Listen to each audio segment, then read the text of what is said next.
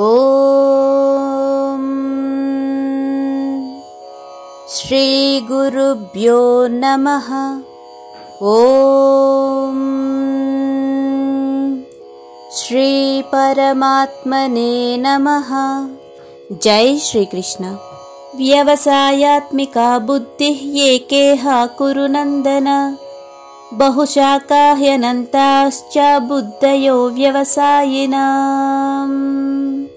41వ శ్లోకం యొక్క భావాన్ని పరిశీలించినట్లయితే, ఓ అర్జున, ఈ దారిలో ఉన్న వారి బుద్ధి దృఢంగా మరియు స్థిరంగా ఉంటుంది, మరియు వారి లక్ష్యం కూడా ఒకటే. కానీ దృఢ సంకల్పం లేని వారి బుద్ధి పరిపరి విధములుగా ఉంటుంది. ఇది గ్రహించుకో అర్జున. యామిమాం పుష్పితాం వాచం ప్రవదంత్య విపశ్చితః, వేదవాదరతాః పార్థ నాన్యదస్తీతి వాదినః, కామాత్మనా స్వర్గపరాః జన్మ కర్మ ఫలప్రదాం, క్రియా విశేష బహుళాం భోగైశ్వర్యగతిం ప్రతి.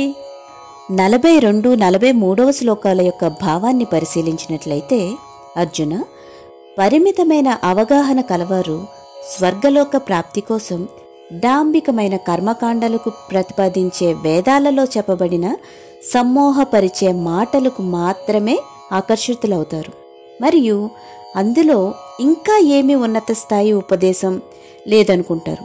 తమకు ఇంద్రియ సుఖాలను ప్రాప్తింపచేసే వేదాలలో ఆయా భాగాలను ప్రశంసిస్తారు, మరియు ఉన్నత జన్మ, ఐశ్వర్యం, ఇంద్రియ భోగాలు మరియు స్వర్గలోక ప్రాప్తి కోసం ఆడంబరమైన కర్మకాండలు చేస్తుంటారు అని భావం.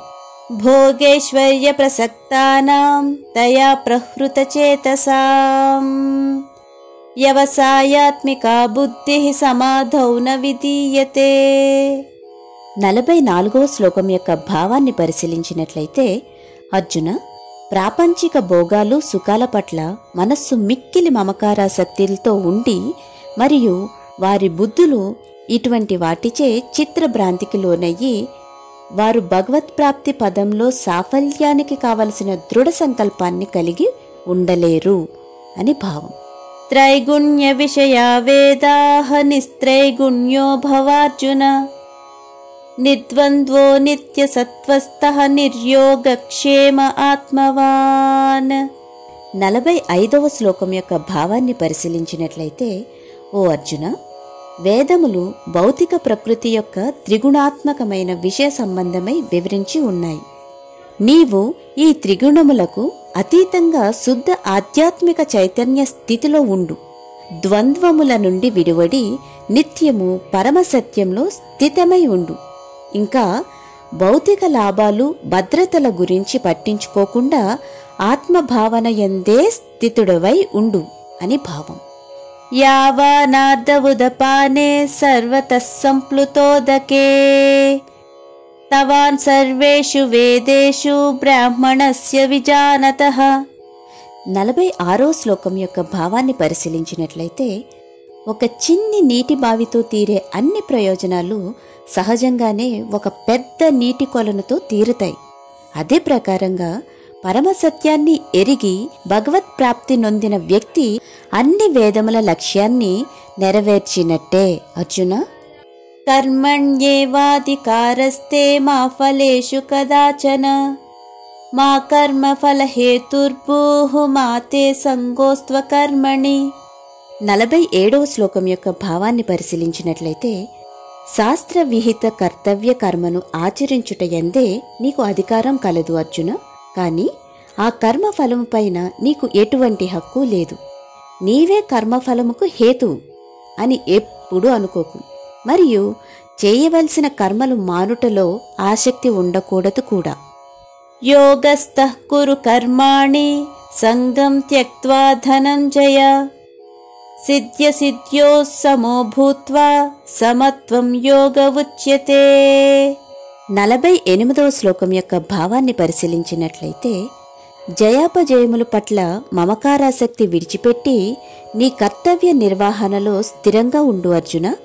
ఇటువంటి సమత్వ బుద్ధియే యోగమని కూడా చెప్పబడుతుంది. దూరేణ హ్యవరం కర్మ బుద్ధియోగా ధనంజయ బుద్ధో శరణమన్విశ్చ కృపణాః ఫలహేతువః.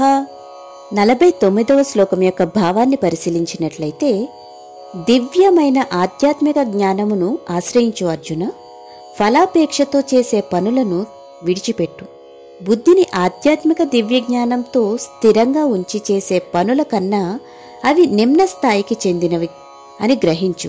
తమ కర్మఫలాలను తామే భోగించగోరే వారు లోబులు, పిసినారులు అంటారు. బుద్ధియుక్తో జహాతీహ ఉభే సుకృత దుష్కృతే తస్మాద్యోగాయ యుజ్యస్వ యోగః కర్మసు కౌశలం.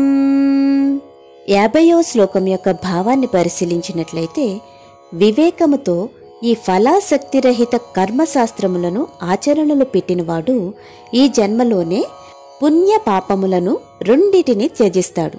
కాబట్టి నైపుణ్యంతో అంటే సరైన దృక్పథంతో పనిచేయడం అనే యోగ అభ్యాసమును చేయుము అర్జున. ఈ వీడియో కనుక మీకు నచ్చినట్లయితే please like and subscribe. Thank you.